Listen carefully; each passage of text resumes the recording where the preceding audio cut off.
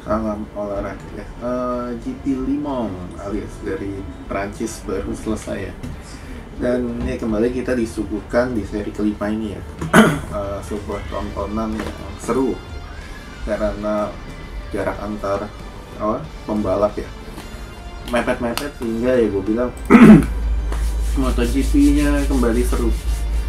Ya di awal-awal sayang banget ya, salah satu rider potensial Pedro Costa harus terjatuh. Ya, Pedro ini selepas kemarin di GRS ya, dia mendapatkan crash yang cukup hebat ketika war up. Sampai sekarang di Le Mans, gue bilang dia ini masih agak sedikit trauma, yang gak heran, dia rookie. Jadi gue bilang ya, dia agak lebih berhati-hati. Harusnya nanti di Catalunya ya dia, kalau gue bilang harusnya dia main safe dulu. Tapi dengan mentalitas dia gue gak yakin dia akan main safe. Dan tadi ya sayang dia terjatuh karena dia terlalu bernafsu dan bannya belum panas lah istilahnya.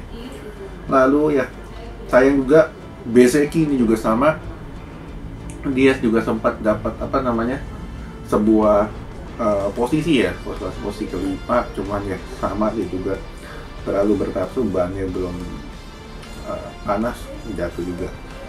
Ya, kejutan juga cukup terjadi ketika Dija ini kalau gue bilang salah satu rider yang kalau gue bilang cukup bagus, tapi dia nggak punya sebuah ini ya, nggak punya sebuah inkonsistensi, sehingga inilah yang kalau gue bilang agak kekurangan di situ. Dan gue bilang rider ini cukup cepat, dan tadi kelihatan dia juga cukup cepat, tapi ya kembali inkonsistensi dia ketika dia di balap ya, jadi agak goyang. Jadi ya dia posisi 6 lumayan. Dan ya kita disuguhkan sebuah pertandingan yang menarik, Battle of Three Titans, Martin, Pecco, Marc. Dan Marquez ini start dari posisi ke-13.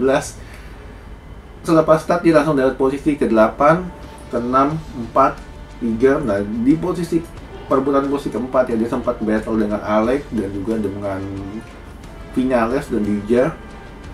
Dan sebetulnya dia ini ya sampai sekitar 16 atau 15 lap dia masih tertinggal 2 detik dengan Pecco dan Martin, tapi ya dia bisa memanfaatkan keunggulan Ducati GP23 yang yang tidak dimiliki oleh GP24, yaitu kestabilan di tikungan. Dan sirkuit Le Mans ini kan banyak tikungan ya, dan ini dia bisa manfaatkan itu. Dan tadi kelihatan walaupun ya gue bilang GP24 ini kalau bilang super power, tapi super powernya adalah di jalur lurus dan akselerasi selepas tikungan motor ini lebih cepat. Tapi ketika masuk ke tikungan ya, GP24 ini agak tersendat sehingga GP23 ini lebih enak justru ketika di bawah tikungan, dan Marc bisa memanfaatkan itu. Dan ya tadi gue lihat juga ketika dia membalap Pecco dulu, dia memanfaatkan celah yang Pecco mungkin agak terlalu fokus dengan Martin, sehingga dia lupa di belakangnya ada Marquez di balap.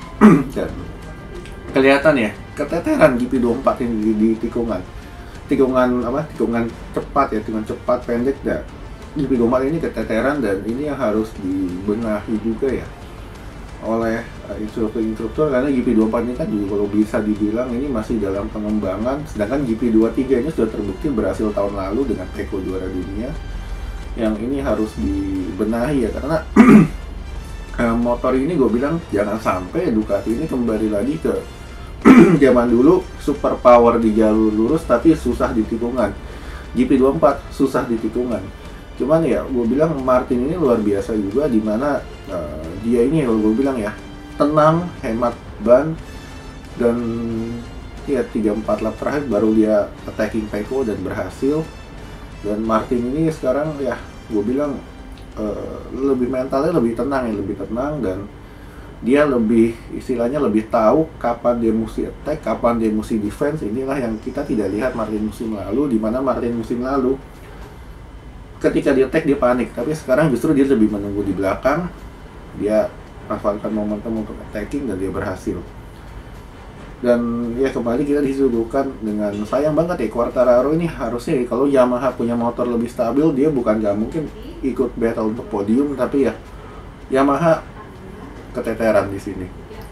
Ketika di tikungan motornya getar, nggak stabil sehingga si Fabio ya harus jatuh. Dan sayang banget, padahal gue bilang Fabio punya pace dan tapi motornya nggak dukung. Sedangkan ya Honda still Honda nggak, pasti belum bisa lah untuk bersaing. KTM juga dengan Aprilia mungkin agak lebih mending dengan Vinales, dan cuman KTM ini gue bilang nggak cocok ya dengan karakteristik sirkuit di Le Mans, sehingga ya rider-ridernya nggak ada yang bisa battle lah setidaknya untuk posisi 4-5 besar. Ya 2 minggu lagi kita akan berjumpa di Catalunya, kandang para pembalap Spanyol. Karakteristik sirkuitnya nggak jauh beda dengan Le Mans ya.